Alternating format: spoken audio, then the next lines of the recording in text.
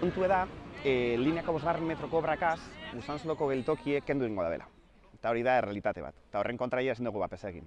Baina ondino martxan dauz, ospitaletik bedirako tramoan trena zelan paseko dan. Eta orduen guk aldarrikatzen duguna da, guri tren geltokiak nuko dozkuenez, guk Usansolok merezi duela benetan bebai, kitea erdigunean metro geltoki bat.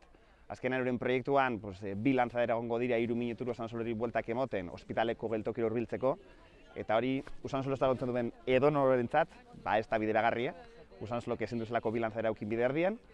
Orduan, gure aldarrikapena da, guk eukita geltoki bat propioa Usansolo erdian. Plataformatik printzipioz ditugu bi lan hildo. Batetik da, herria mobilizatzea, sinadurak biltzea, bildu ditugu ja gainera 1500 sinaduratik gora. Horretaz aparte badaukagu hor hildo nolabait ezatarren politikoa, ez?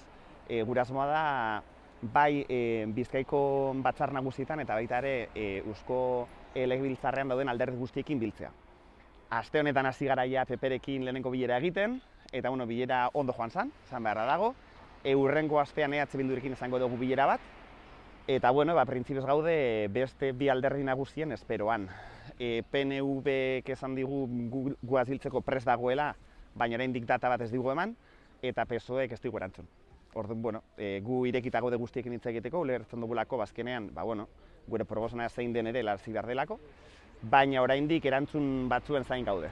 Espero dugu laster izatea. Plataformak beraz daramatza 2 aste bizirik. Eta 2 astetan egia esan topera egon gara eta herriak erantzun du gainera primeran. Eta zentzu hortan herriari be eskerrak ematea. Batu ditugu esan dudan moduan 3500 sinaduratik gora, gaurko manifestazioan ere jente pila bat animatu da, Usansolon egin diran asanbleatara ere jente pila bat hurbildu da, eta guk ez gara geratuko. Guk jarraituko dugu martxan, jarraituko dugu bidea egiten, eta orduan, adi egon Usansolotarrak direnak, Usansolora etortzen direnak, hau ez delako hemen bukatzen eta jarrituko dugulako manifestazioekin, asambleadekin eta okurretzen zaigun beste zer gauzekin.